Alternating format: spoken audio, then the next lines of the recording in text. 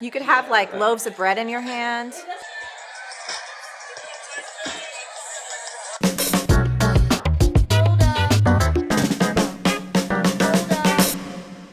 Hey, it's Marie Forleo, and you are watching Marie TV, the place to be to create a business and life you love.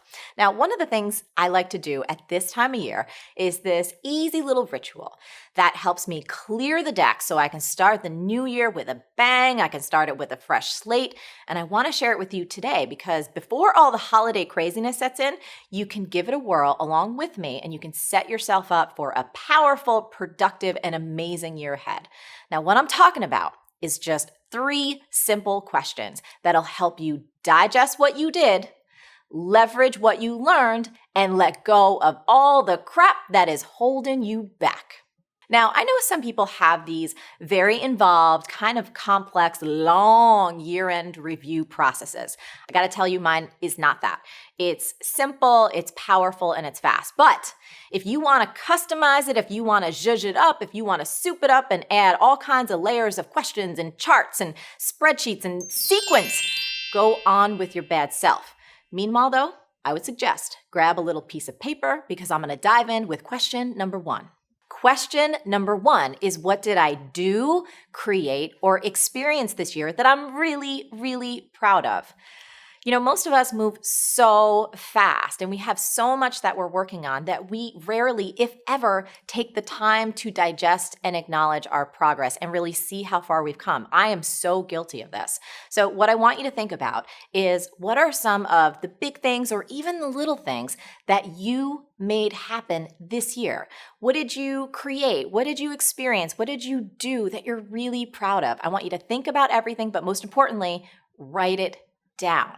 Now, the reason that this is so important is most of us are extremely critical of ourselves and we feel like we never get enough done, we didn't accomplish enough, we didn't produce enough fast enough, and we wind up heading into the new year feeling deflated and defeated, or as I like to often say, defleeted.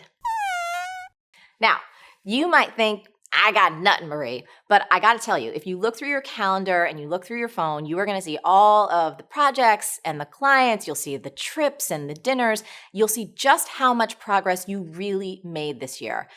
Not only is this going to give you a sense of accomplishment and a real reason to celebrate, but this is also cool. It's going to give you specific things to talk about during all those holiday dinners and some holiday parties when people inevitably come up to you and say, "So, how was your year?" Now you're going to have something good to say. Question number 2, what mistakes did I make that taught me something? What lessons did I learn that I can leverage? This one is a really, really, really important one. In fact, it is so important that in our company, we actually go around and we talk about our mistakes and what we learned from them every single week. But the reason I especially like doing this at the end of the year is because in December, I'm often able to get that 30,000-foot view on my entire year and have an even deeper understanding of what went wrong. And I'm usually able to be a lot more objective. You know, when you make a mistake, if you're anything like me, and the mistake is recent and it's fresh, sometimes it's really hard to extract the lesson without beating yourself up. But usually with a little bit of distance and a little perspective and time, it is a lot easier to spot the lesson and the growth opportunity without our egos getting in the way. You know, hindsight isn't just 20/20, it's often thick-skinned. So here's what I want you to do. I want you to look back over your year, and I want you to ask yourself, what are some of the things that just didn't go so well? Ask, what mistakes did I make? What lesson can I learn and leverage from this? How can I do better next time? How can I use this to grow into a better and wiser person?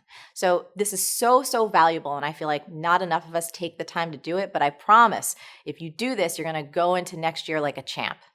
Okay, so this is it. Question number 3. What am I willing to let go of? Oh my goodness, this is a big one. And I got to tell you, I am one of those people who loves to get rid of things. I love decluttering. I love tidying up. And yes, I do think it is a life-changing magic. Hello, Marie Kondo. I love you, girl. Anyway, you, my friend, it is time to let go of the crap that is holding you back. And it starts with a commitment colonic. Yes, I said commitment colonic. Ask yourself, what are the projects, the goals, or the things that have been hanging around your to-do list for years that you just never get around to? What can you get out of or release yourself from or just drop like a friggin' hot pocket? When you want a hot meal without a big deal, What you gonna drop?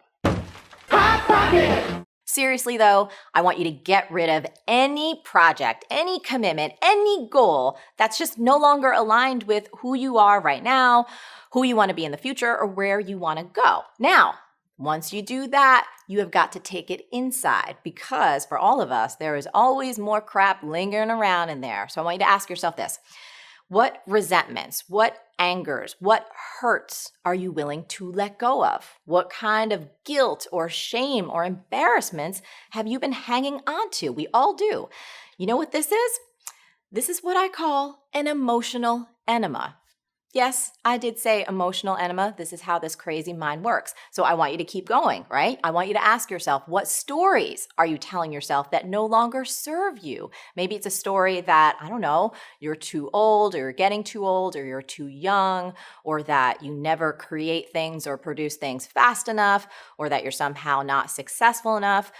Who might you be if you just completely let go of those disempowering stories?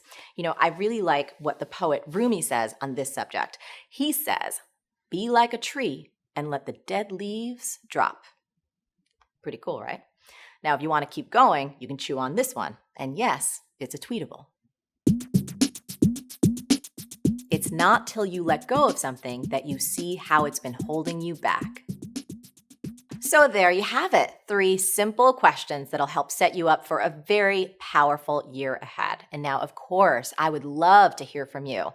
Why not get a jump start on your year in review right now in the comments? Let's make it a party. So I want you to tell me, number 1, one thing you did this year that you are super proud of. And number 2, one mistake you made and the lesson you learned from it. And number 3, one thing that you're willing to let go of right now. Whatever thing just popped into your head or your heart, that thing, write it down. Now, as always, the best conversations happen after the episode over at marieforleo.com. So head on over there and leave a comment now. And once you're there, if you're not already, make sure you subscribe to our email list and become an MF Insider. I love my insiders. You're going to get instant access to an audio training called How to Get Anything You Want. It's really good. And you'll also get some exclusive content and giveaways and some personal updates from me that I don't share anywhere else. Stay on your game and keep going for your dreams because the world needs that special gift that only you have. Thank you so much for watching, and I'll catch you next time on Marie TV. B-School is coming up. Want in? For more info and free training, go to joinbschool.com. Do you think so? Just because I wear this ring does not mean I'm a ball buster. That's wrong. Okay, I'm in. Sorry, I'm really silly right now. I can read because I like to be prepared. What?